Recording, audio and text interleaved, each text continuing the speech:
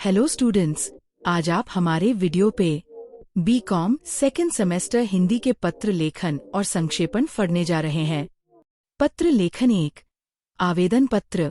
आवेदन पत्र का हिंदी में अर्थ है प्रार्थना पत्र या निवेदन पत्र।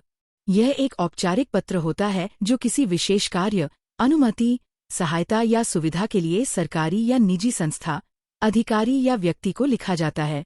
उदाहरण के तौर पर नौकरी के लिए आवेदन पत्र, छुट्टी के लिए आवेदन पत्र, छात्रवृत्ति के लिए आवेदन पत्र, प्रमाण पत्र जारी करवाने के लिए आवेदन पत्र। सरल शब्दों में आवेदन पत्र वह पत्र होता है जो हम किसी जरूरत या मांग को पूरा करने के लिए किसी अधिकारी को विनम्रता से लिखते हैं। आवेदन पत्र के लिए उदाहरण प्राचार्य महोदय, महोदया, सरस्वती विद्या मंदिर, आपका शहर। विषय छुट्टी के लिए आवेदन पत्र, महोदय, महोदया। सविनय निवेदन है कि मैं आपका नाम, कक्षा, कक्षा का नाम, का छात्र, छात्रा हूँ। मुझे दिनांक से दिनांक उतक कारण जैसे बीमारी, पारिवारिक कारण आदि के कारण विद्यालय में उपस्थित होना संभव नहीं होगा। आपसे विनम्र अनुरोध है कि कृपया मुझे उपरोक्त तिथियों में अवकाश प्रदान करने की कृपा करें। इसके लिए मैं आपका सदा आभारी रहूंगी। धन्यवाद। आपका आज्ञाकारी छात्र, छात्रा, आपका नाम, इस कक्षा, रोल नंबर, दिनांक। यहाँ एक बैंक को खाता बंद कराने के लिए आवेदन पत्र का उदाहरण दिया गया है। आप आवश्यकता अनुसार इसे संपादित कर सकते हैं। प्रबंधक महोदय, महोदया, बैंक का नाम, शाखा का पता, शहर का नाम। विषय बैंक खाता बंद करने हेतु आवेदन पत्र, महोदय, महोदया। सविनय निवेदन है कि मैं आपका पूरा नाम, आपके बैंक की शाखा, शाखा का नाम में एक बचत खाता धारक हूँ जिसका खाता संख्या, आपका खाता नंबर। अब मैं किसी निजी कारणवश ये खाता बंद कराना चाहती हूँ। आपसे अनुरोध है कि कृपया मेरा उपरोक्त खाता बंद करने की प्रक्रिया शीघ्र शुरू करें और शेष राशि मुझे नकद या मेरे अन्य खाते में स्थानांतरित कर दें। आवश्यक कागजात मैं इस पत्र के साथ संलग्न कर रही हूँ। आपकी सहायता के लिए मैं सदा आभारी रहूंगी। धन्यवाद। भवदीय, आपका नाम, आपका पता, मोबाइल नंबर, हस्ताक्षर, दिनांक। पूछताछ। पूछताछ पत्र एक ऐसा पत्र होता है जो किसी जानकारी को प्राप्त करने के लिए लिखा जाता है। जब किसी संस्था, व्यक्ति या कार्यालय से किसी विषय या वस्तु से संबंधित जानकारी चाहिए होती है तो हम एक औपचारिक पत्र के रूप में पूछताछ पत्र लिखते हैं। ये पत्र निम्नलिखित विषयों पर हो सकता है: किसी वस्तु की कीमत जानने के लिए, सेवा या सुविधा की जानकारी लेने के लिए, किसी कोर्स या प्रवेश प्रक्रिया की जानकारी के लिए, किसी शिकायत या समस्या पर विवरण मांगने के लिए। उदाहरण 1। विद्यालय में प्रवेश के लिए पूछताछ पत्र, प्राचार्य महोदय, सेंट जॉन स्कूल, दिल्ली। विषय प्रवेश प्रक्रिया के बारे में जानकारी हेतु पूछताछ पत्र, महोदय। सविनय निवेदन है कि मैं अपने पुत्र का आपके विद्यालय में कक्षा 6 में प्रवेश कराना चाहता हूँ। कृपया मुझे ये बताने की कृपा करें कि प्रवेश की अंतिम तिथि क्या है तथा क्या क्या दस्तावेज आवश्यक होंगे। धन्यवाद। भवदीय, रमेश कुमार, दिल्ली। उदाहरण 2। किसी उत्पाद की जानकारी के लिए पूछताछ पत्र, प्रबंधक, भारत इलेक्ट्रॉनिक्स लिमिटेड, मुंबई। विषय एलईडी टीवी की विशेषताओं व कीमत के बारे में जानकारी हेतु पूछताछ पत्र, महोदय। मैं आपके द्वारा निर्मित लेड टीवी खरीदने के इच्छुक हूँ। कृपया मुझे विभिन्न मॉडल, उनकी कीमत, वारंटी और सुविधाओं के बारे में जानकारी भेजने की कृपा करें। धन्यवाद। भवदीय, अजय वर्मा, पुणे। पूछताछ पत्र एक ऐसा औपचारिक पत्र होता है जो जानकारी प्राप्त करने के उद्देश्य से लिखा जाता है। इसे विनम्र भाषा और स्पष्ट प्रश्नों के साथ लिखा जाना चाहिए। शिकायत पत्र ऐसा पत्र जो किसी समस्या, असुविधा या अनुचित व्यवहार की शिकायत करने के लिए संबंधित व्यक्ति, संस्था या अधिकारी को लिखा जाता है। उदाहरण: अगर किसी दुकान से खराब सामान मिला है या बिजली विभाग समय पर बिल नहीं भेजता है तो आप उस संस्था को शिकायत पत्र लिख सकते हैं। शिकायत पत्र के मुख्य उद्देश्य: 1. किसी गलती, नुकसान या परेशानी की सूचना देना। 2. समाधान की मांग करना। 3. संबंधित व्यक्ति को समस्या से अवगत कराना। बैंक में शिकायत पत्र का उदाहरण: मान लीजिए शिकायत एटीएम से पैसे न निकलने की है। प्रबंधक महोदय, महोदया, बैंक का नाम, शाखा का नाम, शहर का नाम। विषय एटीएम से पैसे न निकलने की शिकायत हेतु आवेदन महोदय महोदया सविनय निवेदन है कि मैं आपका नाम, आपके बैंक में खाता संख्या, आपका खाता नंबर और का खाता धारक हूँ। दिनांक, तारीख को मैंने आपके बैंक के एटीएम का स्थान से राशि निकालने का प्रयास किया था। एटीएम मशीन से पैसे नहीं निकले, लेकिन मेरे खाते से राशि कट गई। मैंने तुरंत कस्टमर केयर से संपर्क किया, परंतु अब तक कोई समाधान नहीं मिला है।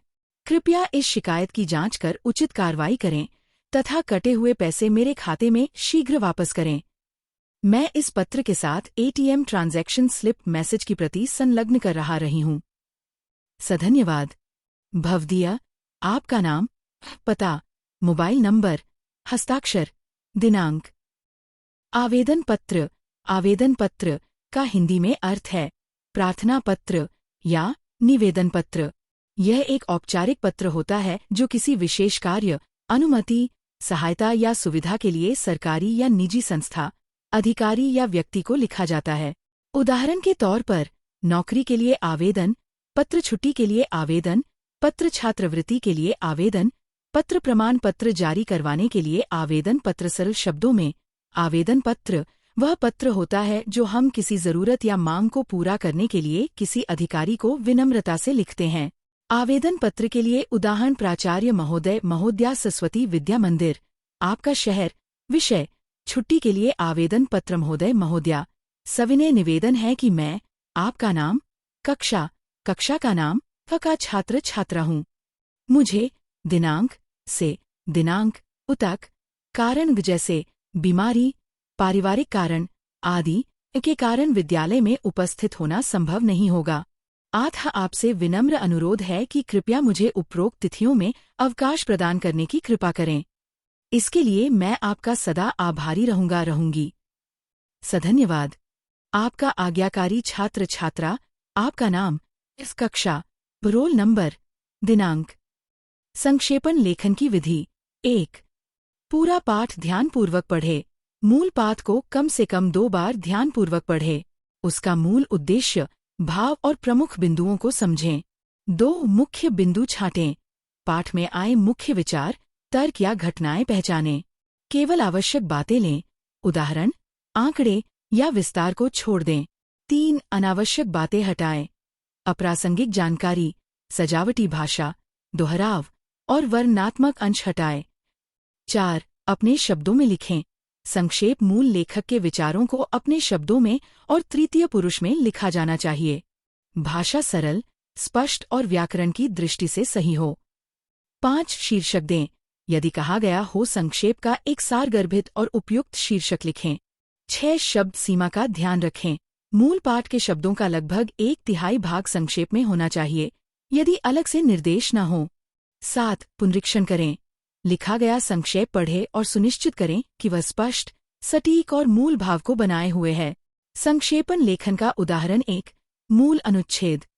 पुस्तकें मानव की सबसे अच्छी मित्र होती हैं। ये न केवल हमें ज्ञान देती हैं, बल्कि हमारे विचारों को भी दिशा प्रदान करती हैं। अच्छी पुस्तकें हमें नैतिकता, सदाचार और जीवन के उद्देश्यों की ओर प्रेरित करती हैं। एकांत में भी ये हमें साथी का अनुभव कराती हैं। जो व्यक्ति पुस्तकों से प्रेम करता है वह कभी अकेला नहीं रहता। संक्षेप शीर्षक। पुस्तकों का महत्व। संक्षेप। पुस्तकें मनुष्य की सच्ची मित्र होती हैं। वे ज्ञान और नैतिकता प्रदान करती हैं तथा जीवन को दिशा देती हैं। एकांत में भी वे साथ निभाती हैं और व्यक्ति को अकेलापन नहीं महसूस होने देती। संक्षेपण लेखन का उदाहरण 2 समस्त मानव जीवन के प्रवर्तक भाव या मनोविकार ही होते हैं। मनुष्य की प्रवृत्तियों की तह में अनेक प्रकार के भाव ही प्रेरक में रूप में पाए जाते हैं। शील या चरित्र का मूल भी भावों के विशेष प्रकार के संगठन में ही समझना चाहिए। लोक रक्षा और लोकरंजन की सारी व्यवस्था का ढांचा इन्हीं पर ठहराया गया है। धर्मशासन, राजशासन, मन शासन, सब में इनसे पूरा काम लिया गया है। इनका सदुपयोग भी हुआ है और दुरुपयोग भी। जिस प्रकार लोक कल्याण के व्यापक उद्देश्य की सिद्धि के लिए मनुष्य के मनोविकार काम में लाए गए हैं, उसी प्रकार किसी संप्रदाय या संस्था के संकुचित और परिमित विधान की सफलता के लिए भी। संक्षेप शीर्षक। मनोविकार, नोविकार मानव जीवन की प्रवृत्तियों एवं चरित्र के आधार होते हैं। वे लोक रक्षा और लोक रंजन के निर्धारक हैं। ये धर्म, राज्य तथा मन के शासन के लिए आवश्यक होते हैं। लोक कल्याण में इनका उपयोग तथा सांप्रदायिक फैलाने में दुरुपयोग किया गया है। संक्षेपण लेखन का उदाहरण 3। भारतीय नारी न्याय, बलिदान, साहस, शक्ति तथा सेवा की सजीव मूर्ति है। जीवन सुख दुख में छाया की भांति पुरुष का साथ देने के कारण वह अर्धांगिनी, घर की के व्यवस्थापिका होने के कारण वह लक्ष्मी, श्लाघनीय गुणों के कारण वह देवी कही जाती है। स्वार्थ और भोगलिप्सा को तिलांजलि देकर भारतीय नारी ने आत्मबलिदान द्वारा समय समय पर ऐसी ज्योति प्रज्वलित की है कि उसके पुनीत प्रकाश में पुरुष ने अपना मार्ग ढूंढा है। उसकी शक्ति के सामने यमराज को हारना पड़ा है। सती, सावित्री, वीरांगना लक्ष्मीबाई, तपस्विनी उर्मिला की दिव्य झांकियां प्रेरणा के स्रोत हैं और पुरुष को चेतना और जागरण का संदेश देती हैं। नारी का सम्मान करके ही पुरुष का जीवन कुसुम सुवासित होता है। भारतीय संस्कृति के अनुसार जहाँ नारी का सम्मान होता है, वहाँ देवता निवास करते हैं। संक्षेप शीर्षक: यत्र नायुस्तु पूज्यन्ते रमन्ते तत्र देवताः। भारतीय नारी न्याय, त्याग, साहस, शक्ति तथा सेवा का प्रतिरूप है। वह अर्धांगिनी, लक्ष्मी और देवी के रूप में पुरुष का मार्गदर्शन करती रही है। वह विपत्ति के अंधकार में प्रकाशपुंज है। भारतीय की गौरवशाली नारियां सदैव प्रेरणा स्रोत रही हैं, इसीलिए नारी सम्माननीय है। संक्षेपण लेखन का उदाहरण 4। सभ्यता संस्कृति की प्रयोगशाला है।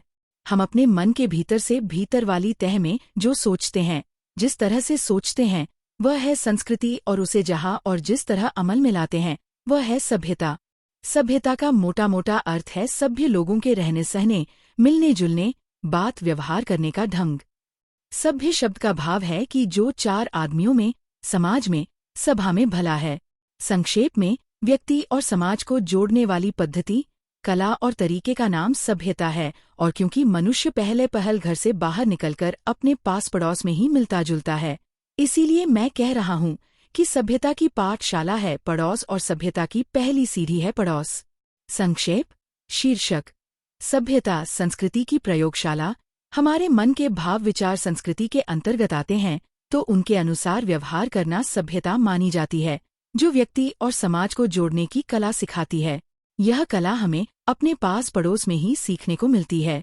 संक्षेपण लेखन का उदाहरण 5। समय वह संपत्ति है जो प्रत्येक मनुष्य को ईश्वर की ओर से मिली है। जो लोग इस धन को संचित रीति से बरतते हैं, वे शारीरिक सुख तथा आत्मिक आनंद प्राप्त करते हैं। इसी समय संपत्ति के सदुपयोग से एक जंगली मनुष्य और देवता स्वरूप बन जाता है। इसी के द्वारा मुख्य विद्वान, निर्धन, धनवान और अनुभवी बन सकता है। संतोष, हर्ष या सुख मनुष्य को प्राप्त नहीं होता, और जबकि वह उचित तरीके से अथवा रीति से समय का सदुपयोग नहीं करता है।